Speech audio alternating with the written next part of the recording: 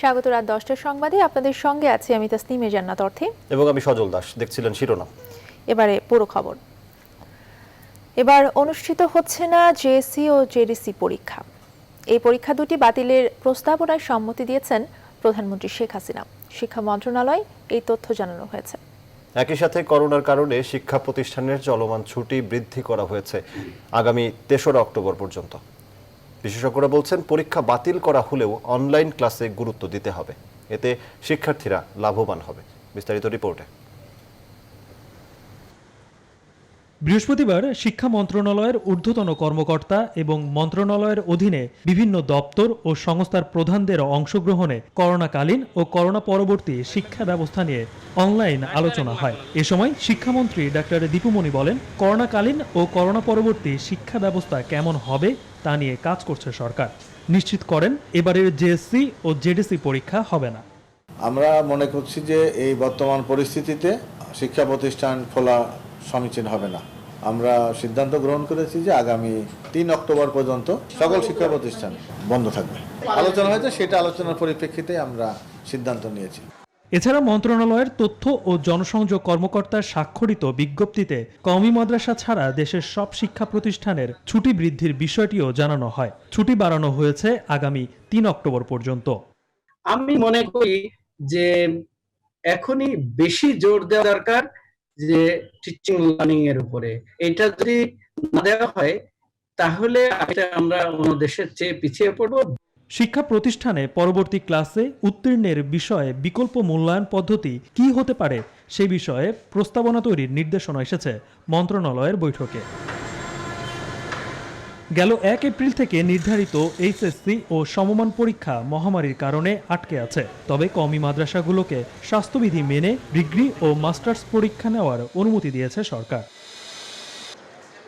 Desk report, news 24। দর্শক, করোনাকালে শিক্ষা ব্যবস্থার প্রেক্ষাপট নিয়ে কথা বলতে আমাদের সঙ্গে সরাসরি যুক্ত হচ্ছেন সাবেক শিক্ষা প্রতিমন্ত্রী এহসানুল হক মিলন। আপনাকে স্বাগত জানাচ্ছি জনাব এহসানুল হক মিলন। করোনার কারণে জেএসসি জেডিসি পরীক্ষা নেওয়া হচ্ছে না, আরও এ ধরনের সিদ্ধান্ত রয়েছে। এইচএসসি পরীক্ষার ব্যাপারে সিদ্ধান্ত বাকি রয়েছে, শিক্ষা ব্যবস্থা সম্পূর্ণরূপে চালু হওয়ার ব্যাপারে সিদ্ধান্ত রয়েছে, বিভিন্ন রকম। আপনার কি মনে হয়, সার্বিক জানতে চাই আপনার কাছে, কোনো বিকল্প কোনো পদক্ষেপ নেওয়ার প্রয়োজন ছিল কিনা এই শিক্ষা ব্যবস্থায়? মূলত আমাদের দেশে করোনা পৃথিবীর অন্যান্য দেশে করোনা আসার অনেক পর।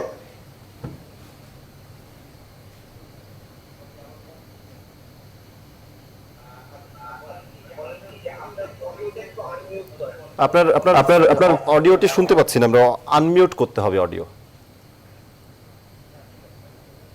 করোনা শুরু হয়েছে 2019-এ এবং আমরা প্রচুর সময় পেয়েছি উন্নত বিশ্বে, অর্থাৎ আমাদের পার্শ্ববর্তী দেশ হতে শুরু করে অন্যান্য দেশগুলি কিভাবে শিক্ষা ব্যবস্থাকে পরিচালিত করেছে সেটিও একটি মডেল আমাদের হতে পারত, কিন্তু আমরা এই বিষয়ে কোনো গুরুত্ব দেইনি। যদিও 18 মার্চ আমরা শিক্ষা প্রতিষ্ঠান বন্ধ করে দিই, জাস্ট ছুটি। শিক্ষার্থীরা ল্যাপটপ, বই, খাতা, কলম, পেন্সিল না নিয়ে চলে গেল। পরবর্তীতে অফিস আদালত বন্ধ হয়ে গেল 24শে মার্চ এবং 2 মাসের জন্য তারা বাইরে রইল এবং তাদের কোনো লেখাপড়া হলো না। আমি মনে করি সরকারের উচিত ছিল সেই মুহূর্তেই যারা শিক্ষাবিদ রয়েছে, শিক্ষায় কাজ করছেন, তাদেরকে নিয়ে এবং উন্নত বিশ্ব এবং পার্শ্ববর্তী দেশগুলো কিভাবে শিক্ষা পরিচালনা করছে সেই বিষয়গুলিকে অনুধাবন করে শিক্ষা ব্যবস্থাকে করা উচিত ছিল। হাওয়ার প্রাথমিক এবং ক্লাস 8-এর যে 2টি পরীক্ষা বন্ধ হয়েছে এটিকে আমি স্বাগত জানাই, কারণ শারীরিক ডিস্টেন্স মেনটেন করলেও আমাদের এই সময়ে যে সেকেন্ড ওয়েভ অফ করোনাটা আসবে এটা অত্যন্ত স্বাভাবিক, কারণ সামনেই শীত আসছে। শীতকে সামনে নিয়ে সকলে একটি ভীতির মধ্যে কাজ করছে যে করোনা প্রাদুর্ভাব বেশি ফেরে যেতে পারে। অপরদিকে আপনি যদি 1920 সালে সেই মহামারীর কথা চিন্তা করুন, তাহলে দেখবেন প্রথম মহামারীর পরবর্তীকালে দ্বিতীয় মহামারী অর্থাৎ দ্বিতীয় ওয়েভটি টেন্স অফ বিলিয়ন্স অফ লোককে তখন আমাদের এই করোনায় আত্মহত্যা দিতে হয়েছিল। আমাদের দেশে করোনা এখনো রয়েছে, প্রাদুর্ভাব নিশ্চয়ই বাড়ছে। সেই ক্ষেত্রে আমাদেরকে অত্যন্ত সংযমী হতে হবে এবং এই ব্যাপারে আমাদের চিন্তা ভাবনা থাকতে হবে। আসুন এবার আমাদের পরীক্ষাগুলোর কথা বলি। 1972 সালে 71-এর স্বাধীনতা যুদ্ধের পরে আমরা তখন দিয়েছিলাম অটো প্রমোশন। অটো প্রমোশনের পরেই দেখা গেল যে শিক্ষার্থীরা সঠিকভাবে শিক্ষায়িত হয়নি এবং সেই কারণে নকলের প্রাদুর্ভাব ঘটেছিল এবং শিক্ষা ব্যবস্থা ধসে পড়েছিল। আমাদেরকে স্মরণ রাখতে হবে এই ধরনের কোনো ব্যবস্থা যেন তা আমরা দীর্ঘ অভিজ্ঞতা পুনরায় থেকে আপনি অনেক কিছু বলতে পারবেন। আমার সংক্ষেপে একটু জানতে চাই আপনার কাছ থেকে, এই মুহূর্তে যে পদক্ষেপটি সরকার নিচ্ছে কিংবা নেওয়া হচ্ছে, এটি সঠিক হচ্ছে কিনা, আপনার মতামত কি, এবং কিভাবে আসলে সামনে এগোনো যায় সামনের দিনগুলোতে, সংক্ষেপে যদি একটু বলতেন।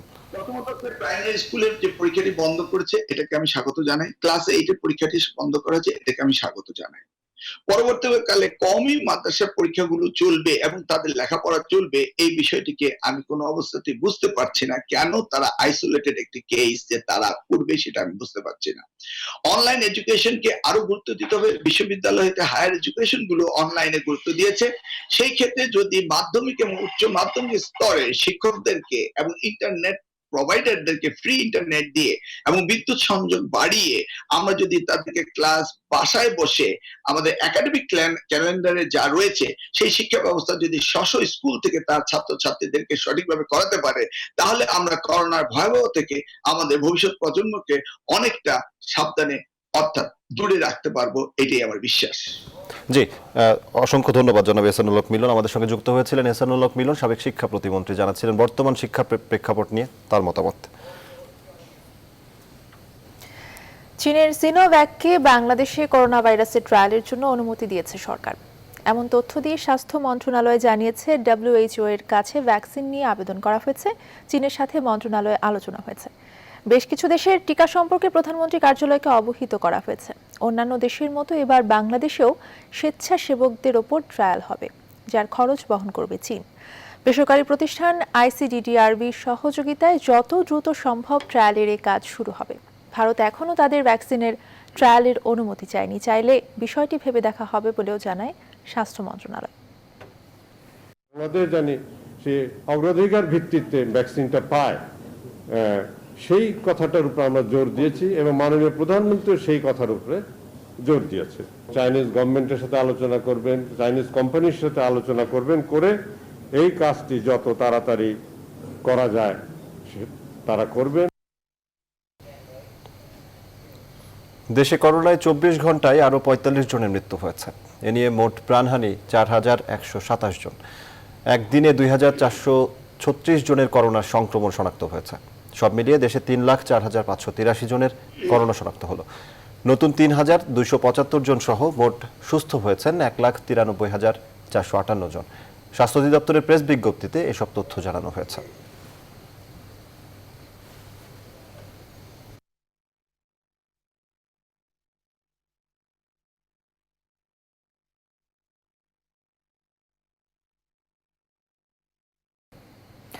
কোভিড-19 বিশ্বজুড়ে 24 ঘন্টায় প্রাণ হারিয়েছে 6,153 জন। আক্রান্ত হয়েছে 2,63,000-এর বেশি। এই নিয়ে বিশ্বজুড়ে মোট প্রাণহানি ছাড়িয়ে গেল 8,31,000। মোট শনাক্ত 2,44,50,000-এর বেশি। যুক্তরাষ্ট্র ও ব্রাজিল দুই দেশেই আবারও হাজারের বেশি প্রাণহানির ঘটনা ঘটেছে। আক্রান্ত হয়েছে প্রায় অর্ধলক্ষাধিক। হাজারের বেশি মৃত্যু ও নতুন প্রায় 76,000 আক্রান্তে টানা 3 সপ্তাহের বেশি সময় ধরে এখনও সংক্রমণের শীর্ষে রয়েছে ভারত। কিছুদিনের মধ্যে ভ্যাকসিন ট্রায়ালের কথা থাকলেও কম যোগানের জন্য টিকার পরীক্ষা চলতি বছরের শেষের দিকে শুরু করবে থাইল্যান্ড। সেপ্টেম্বরের 1 তারিখ থেকে প্রতিদিনের নামাজের জন্য মসজিদ খুলে দিচ্ছে কাতার। রেস্তোরাঁ ও থিয়েটার আগামী মাস থেকে খুলে দেওয়ার সিদ্ধান্ত নিয়েছে রোমানিয়া। এদিকে কীটনাশক স্প্রে কেমিক্যালের মাধ্যমে করোনা ভাইরাস মারা সম্ভব বলে দাবি করছেন একদল ব্রিটিশ গবেষক।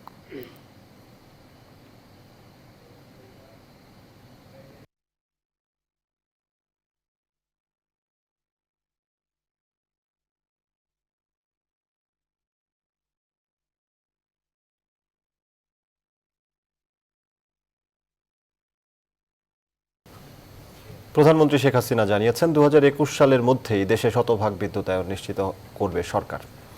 গণভবন থেকে বিদ্যুৎ কেন্দ্র, সঞ্চালন লাইন এবং কয়েকটি উপজেলায় শতভাগ বিদ্যুতায়ন কার্যক্রমের উদ্বোধন করে এই কথা জানান তিনি। বিদ্যুতের অপচয় রোধে সবাইকে সতর্ক হওয়ার আহ্বানও জানান প্রধানমন্ত্রী। আরও জানাচ্ছেন শাহ আলী জয়। যাত্রার ফলে ঘুচেছে শহর। দেশে স্থাপন হলো আরো নতুন দুটি বিদ্যুৎ কেন্দ্র। গণভবন থেকে ভিডিও কনফারেন্সে এর উদ্বোধন করেন প্রধানমন্ত্রী শেখ হাসিনা। আরো উদ্বোধন করেন 11টি গ্রিড উপকেন্দ্র, 6টি সঞ্চালন লাইন এবং 31 উপজেলায় শতভাগ বিদ্যুতায়ন কার্যক্রম। অনুষ্ঠানে বিদ্যুৎ সুবিধা প্রাপ্তদের সঙ্গে মত বিনিময়কালে নোয়াখালী জেলার এক শিক্ষার্থী জানান, কোভিড পরিস্থিতির কারণে স্কুলে যেতে পারছেন না তারা। সংসদ টিভির মাধ্যমে চলছে পাঠ কার্যক্রম। উত্তরে আপাতত ঘরে বসেই তাদের লেখাপড়া চালিয়ে যাওয়ার পরামর্শ দেন সরকার প্রধান। বইটই তো সাথে আছে, যারা একটু ঘরে বসে যেন কিছু পড়াশোনা করুক, তারপরে আমরা দেখি আমরা কিভাবে কি করতে পারি। কারণ সামনে তো ফাইনাল পরীক্ষা তো আর হবে না, এটা আরও কি করা যেতে পারে বা প্রমোশনটা দিয়ে পড়াগুলি যেন চলতে থাকে সে ব্যবস্থাটা আমরা নিতে আরও চেষ্টা করছি। অনুষ্ঠানে প্রধানমন্ত্রী জানান, দেশে এখন 97 ভাগ ঘরে বিদ্যুৎ পৌঁছে দিয়েছে সরকার। বাকি 3 ভাগও নিশ্চিতের সময়সীমা ঘোষণা করেন তিনি। 21-এ আমরা স্বাধীনতা সুবর্ণ জয়ন্তী পালন করব। কাজে 2020 থেকে 2021 এই বছরের মধ্যে আমরা সমগ্র বাংলাদেশের প্রত্যেকটা ঘরে আলো জ্বালবো, শতভাগ বিদ্যুৎ আমরা দিতে পারবো। প্রধানমন্ত্রী বলেন, উন্নয়ন পরিকল্পনা শহর কেন্দ্রিক নয়, ফলে দেশের সকল এলাকায় সুষম উন্নয়ন নিশ্চিত করতে চায় সরকার। বিএনপি জামাত জোট ক্ষমতায় থাকতে বাজেট দেওয়ার সময় খুব গাল ভরা কথা বলতো, গোপালগঞ্জের জন্য এটা দেবো ওটা দেবো, আর বাজেট দেওয়া শেষ হয়ে গেলে টাকাগুলি কেটে নিয়ে চলে যেত। সেখানে কিন্তু কোনোদিন আমি নিজে যখন টুঙ্গিপাড়া গেছি, হয়তো সারা দিনেও বিদ্যুৎ পেতাম কিনা সন্দেহ, পেতাম না। কিন্তু আমরা যখন উন্নয়ন করি তখন কিন্তু আমরা এরকম নির্দিষ্ট কোনো জায়গাকে অবহেলা করি না। বিদ্যুৎ উৎপাদনে বিশাল ভর্তুকি দিচ্ছে সরকার, একথা জানিয়ে সরকার প্রধান বলেন, সবাইকে বিদ্যুৎ ব্যবহারে সাশ্রয়ী হতে হবে। যেই কারিগর দেশ বানাইছে সেই কারিগর নাই, জাতির জনক বঙ্গবন্ধু মুজিবকে হারায়। শাহ আলী জয়, নিউজ 24, ঢাকা। রিজেন্ট হাসপাতাল ও রিজেন্ট গ্রুপের চেয়ারম্যান মোহাম্মদ শাহিদের বিরুদ্ধে অস্ত্র মামলায় অভিযোগ গঠন করেছেন আদালত। এই অভিযোগ গঠনের মধ্য দিয়ে আনুষ্ঠানিকভাবে বিচার শুরু হলো। বৃহস্পতিবার ঢাকা মহানগর দায়রা জজ KM ইমরুল কায়েস শুনানি শেষে এই আদেশ দেন। সংশ্লিষ্ট আদালতের পাবলিক প্রসিকিউটর আব্দুল্লাহ আবু এই তথ্য নিশ্চিত করেছেন। এর আগে গত 19 আগস্ট ঢাকা মহানগর দায়রা জজ KM ইমরুল কায়েস অভিযোগ গঠনের শুনানির জন্য আজ দিন ধার্য করেন। গত 30 July Dhaka chief metropolitan magistrate আদালতে মামলার তদন্তকারী কর্মকর্তা ডিবি পুলিশের পরিদর্শক মোহাম্মদ শাহরুল আসামি শাহেদের বিরুদ্ধে এই চার্জশিট দাখিল করেন। তার এক্সক্লুসিভ পজিশন থেকে, কন্ট্রোল থেকে এই অস্ত্র উদ্ধার হয়নি। সে নির্দোষ, সে ইনোসেন্ট, তাই তাকে এই মামলার দায় থেকে অব্যাহতি দেওয়ার জন্য আদালতকে আবেদন জানায়। তার বিরুদ্ধে অস্ত্র আইনের 19-এ ধারায় চার্জ গঠন করা হয়েছে। আগামী 10 তারিখে ধার্য করা হয়েছে সাক্ষীর জন্য। এই মামলায় 14 জন সাক্ষী, যেহেতু সাক্ষী কম আছে আমরা দ্রুত এই মামলাটা শেষ করতে পারবো। দ্বৈত ভোটারের অভিযোগের পরিপ্রেক্ষিতে ডক্টর সাবরিনা চৌধুরীর জাতীয় পরিচয়পত্র আপাতত অকার্যকর করেছে নির্বাচন কমিশন। করোনা ভাইরাস পরীক্ষা নিয়ে জেকেজি হেলথ কেয়ারের জালিয়াতির মামলায় গ্রেফতার এই চিকিৎসককে নিয়ে তদন্তে নেমে তার 2টি জাতীয় পরিচয়পত্র পায় দুর্নীতি দমন কমিশন। দুদকের পক্ষ থেকে তার চিঠি দিয়ে ইসিকে জানানো হলে বৃহস্পতিবার ডক্টর সাবরিনার জাতীয় পরিচয়পত্র 2টি ব্লক করা হয়। ব্লক থাকায় সাবরিনার এনআইডি ব্যবহার করে কিছু করা যাবে না, তার ভোটার তথ্য যাচাই করে কোনো সেবাও নিতে পারবেন না তিনি।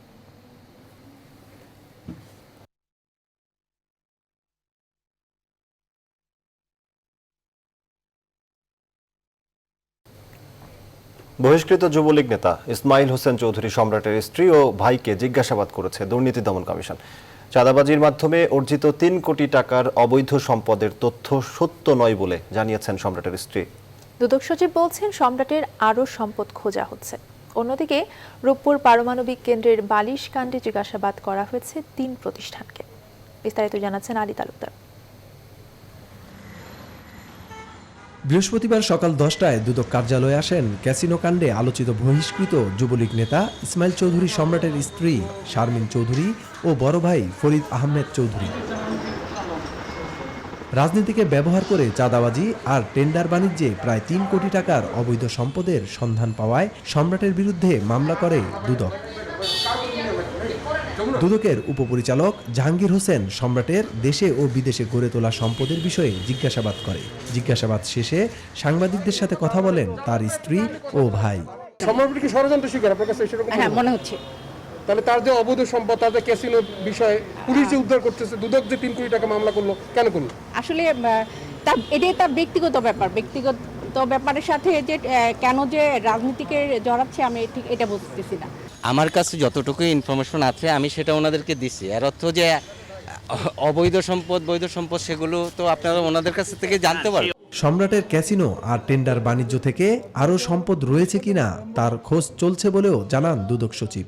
তার আরো বৈধ সম্পদ আছে কিনা, বা তার বিরুদ্ধে যে মামলা করা হয়েছে তার অন্য কোন সহযোগী ছিল কিনা, তদন্তকালে সেটি দেখা হবে।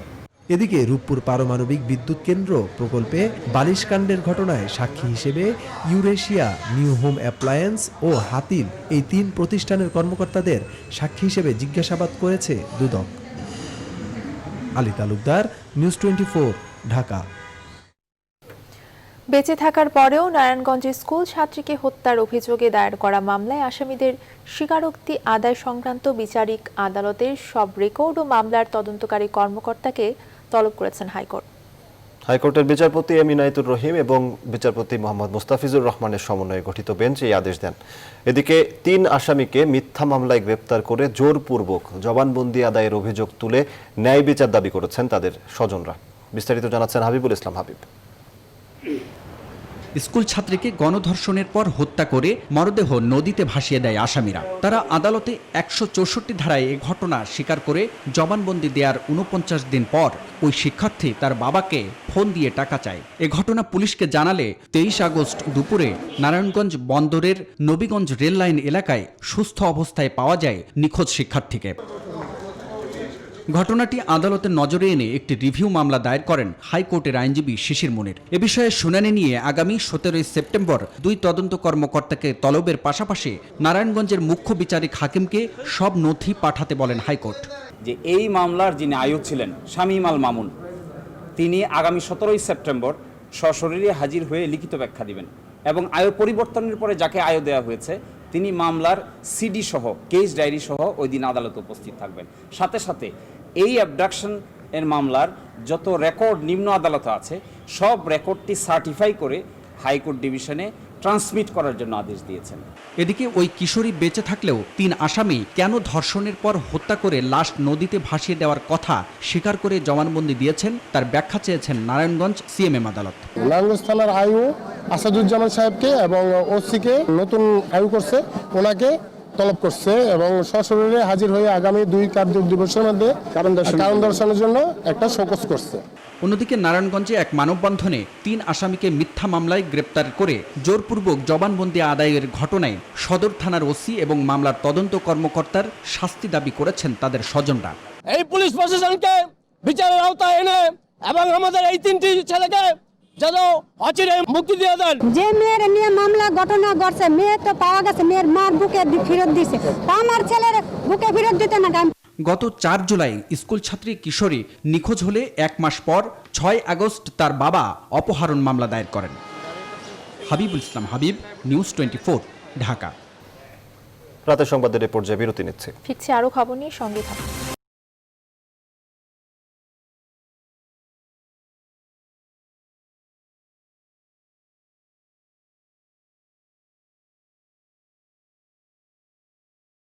বিরতির পর আবারও স্বাগত। আপনারা দেখছেন রাত 10টার সংবাদ। চলতি বছরের দীর্ঘস্থায়ী বন্যায় এবার মানিকগঞ্জের 3 শতাধিক প্রাথমিক বিদ্যালয় ক্ষতিগ্রস্ত হয়েছে, আর সম্পূর্ণরূপে নদীগর্ভে বিলীন হয়েছে অন্তত 3টি প্রাথমিক বিদ্যালয়।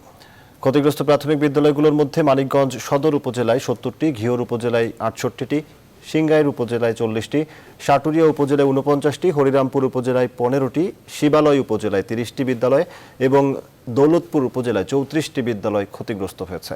ক্ষতিগ্রস্ত এসব বিদ্যালয় পাঠদানের উপযোগী করতে 2,60,05,000 টাকা খরচ হতে পারে বলে জানিয়েছে প্রাথমিক শিক্ষা অফিস।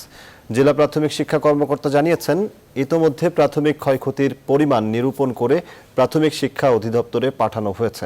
বরাদ্দ পেলে এসব টাকা দিয়ে কোমলমতি শিক্ষার্থীদের লেখাপড়ার পরিবেশ সৃষ্টিতে প্রাথমিক বিদ্যালয়গুলো দ্রুত সংস্কার উদ্যোগ নেওয়া হবে।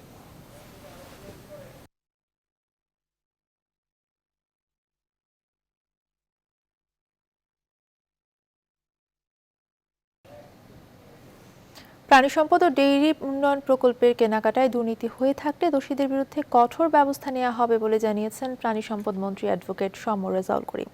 তবে ভুল তথ্যের ভিত্তিতে গণমাধ্যমে প্রাণী সম্পদ ও ডেইরি উন্নয়ন প্রকল্পে দুর্নীতির প্রতিবেদন প্রকাশিত হয়েছে বলে দাবি করেন তিনি। দুপুরে সাভারে শেখ হাসিনা জাতীয় যুব উন্নয়ন ইনস্টিটিউটে জাতীয় শোক দিবসের আলোচনা সভা শেষে এসব কথা বলেন মন্ত্রী।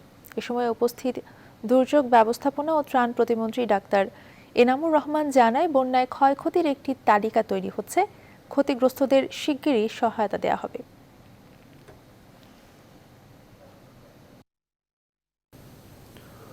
জাতীয় কবি কাজী নজরুল ইসলামের ৪৪তম প্রয়াণ দিবস আজ।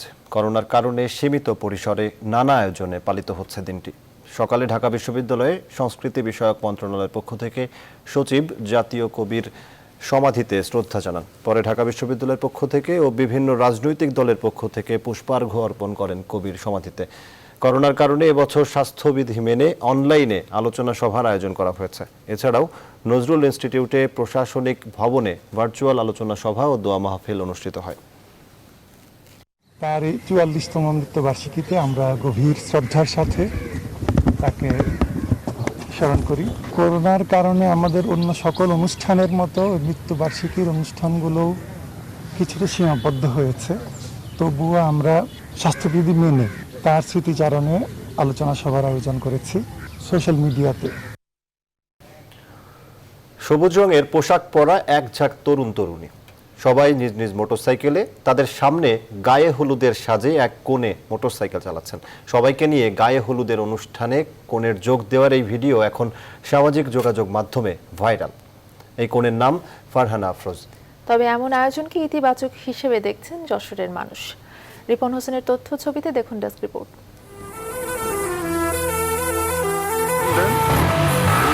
গায়ে হলুদের সাজে মোটরবাইক চালাচ্ছেন এক কোণে, নাম তার ফারহানা আফরোজ। তার পেছনে একই রঙের পাঞ্জাবি পরিহিত এক ঝাঁক তরুণ তরুণী। বিউটি পার্লার থেকে সেজে মোটর শোভাযাত্রা নিয়ে এভাবেই গেল 13ই আগস্ট গায়ে হলুদের অনুষ্ঠানে যোগ দেন তিনি।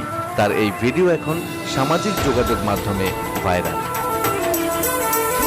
ফারহানা জানান, ফেসবুকে ভাইরাল হওয়ার জন্য কিছু করেনি সে। অনেক বিয়েতে বর নিজে মোটরসাইকেল চালিয়ে বন্ধু বান্ধব নিয়ে গায়ে হলুদের অনুষ্ঠানে যান। নিজে মোটরসাইকেল চালাতে পারেন তাই কোণে সেজে বন্ধু বান্ধব নিয়ে সে হইচই আনন্দ করেছে, এর বেশি কিছু নয়। নিজের ইচ্ছা থেকে নিজের শখ পূরণের জন্য করেছি। যেহেতু আমার এক হিসেবে বিয়ে হয়েছে 2017-তে বিয়ে হয়, বাবা মারা গিয়েছে, পড়াশোনা চলছিল, যার কারণে আমার প্রোগ্রামটা হয় নাই। সো এখন যখন শ্বশুরবাড়ি উঠাই নিচ্ছিল তখন ভাবলাম যে অনুষ্ঠানটা ঠিকঠাক মতো করি। করোনা পরিস্থিতির কারণে প্রায় 6 মাস পর এই অনুষ্ঠানে অংশগ্রহণ করে উচ্ছ্বসিত ফারহানার বন্ধুরা। করোনার পরে এটা আসলে অনেক ভালো একটা বিষয়। এই ওয়েডিং ইন্ডাস্ট্রিতে আছি, তো ওদিন হচ্ছে এরকম এক্সেপশনাল ব্যতিক্রমধর্মী কাজ করি না। ফারহানার এই উদ্যোগকে ইতিবাচক হিসেবেই দেখছেন সাংস্কৃতিক নেতারা। বলছেন, মেয়েটির সাহসী ভূমিকা এই উৎসবে যোগ করেছে নতুন মাত্রা। আমাদের মেয়েরা অনেক অনেক এগিয়ে গেছে। আর সংবিধানের আমাদের যে 27 ধারা আছে, সেখানে নারী পুরুষের সমান অধিকার। গায়ে হলুদে একটা প্রথা ভেঙে একটা মজা করছে, এর ভিতরে অশালীনতার কিছু দেখে না, এবং আমি এটা পজিটিভলি দেখি। ফারহানার শ্বশুর জানান, সময়ের প্রয়োজনে মেয়েরা এগিয়ে যাচ্ছে, তাই পুত্রবধূর চলাফেরার সুবিধার কথা মাথায় রেখে তাকে মোটরবাইক কিনে দেওয়ার ঘোষণাও দেন তিনি। আমার পুত্রবধূ তার ভার্সিটি এবং যে জবটা করে সেই জবটায় সে জঞ্জট মুক্তভাবে যেতে পারবে এবং ফিরতে পারবে। এই জন্যই তাকে আমি একটা বাইক উপহার দেব। 2017 সালে পাবনার কাশীনাথপুরের বাসিন্দা টেক্সটাইল ইঞ্জিনিয়ার হাসনাইন রাফির সাথে পারিবারিকভাবে বিয়ে হয় ফারহানার।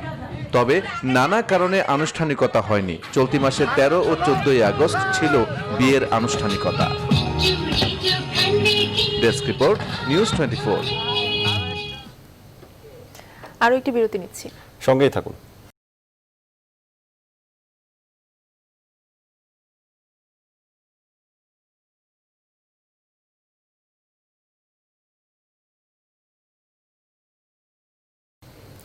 বিরতির পরে আবারও স্বাগত। আপনারা দেখছেন রাত 10টার সংবাদ। এবার আন্তর্জাতিক প্রসঙ্গ। নিউজিল্যান্ডের ক্রাইস্টচার্চে দুটি মসজিদে বাংলাদেশি সহ 51 মুসল্লিকে গুলি করে হত্যার দায়ে অভিযুক্ত ব্রেন্টন ট্যারেন্টকে বৃহস্পতিবার আজীবন কারাদণ্ড দিয়েছেন আদালত। এই রায়কে স্বাগত জানিয়েছেন দেশটির প্রধানমন্ত্রী জেসিন্ডা আর্ডেন। রায়ে সন্তুষ্টি প্রকাশ করেছেন ক্রাইস্টচার্চ মুসলিম কমিটি। ট্যারেন্টকে আজীবন কারাদণ্ড দেওয়ায় রায়কে সাধুবাদ জানিয়েছেন অস্ট্রেলিয়ার প্রধানমন্ত্রী স্কট মরিসনও। মাসুদ রানার ডেস্ক রিপোর্ট। দীর্ঘ 17 মাস পর অবশেষে দেওয়া হলো নিউজিল্যান্ডের নৃশংস মসজিদ হামলার রায়। এর আগেই দুটি মসজিদে হামলা চালিয়ে 51 জনকে হত্যার দায় স্বীকার করে নিয়েছিল অস্ট্রেলীয় নাগরিক ট্যারেন্ট। এছাড়া 40 জনকে হত্যার চেষ্টা এবং সন্ত্রাসী কর্মকাণ্ডের সঙ্গে দুটি মামলা দায়ের করা হয়েছিল তার বিরুদ্ধে। আর সবগুলোতে দোষী সাব্যস্ত হয়ে শেষ পর্যন্ত আজীবন কারাদণ্ড পেলেন ভয়ঙ্কর এই হত্যাকারী।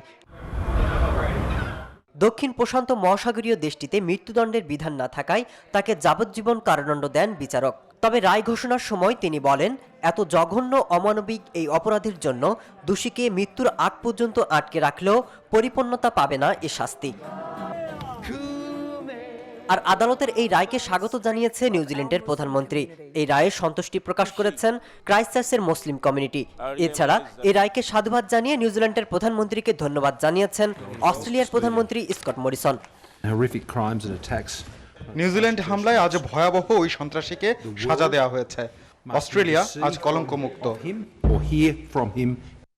এই রায়ের সময় উপস্থিত ছিলেন হত্যাকারীর মা, তবে তিনি কোনো প্রতিক্রিয়া ব্যক্ত করেনি। নিউজিল্যান্ডের ইতিহাসে প্রথমবারের মতো এমন শাস্তি পেল কেউ।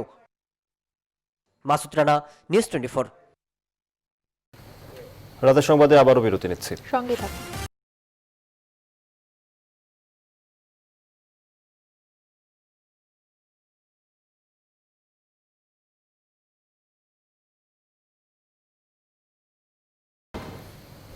আবারও স্বাগত রাতের সংবাদে।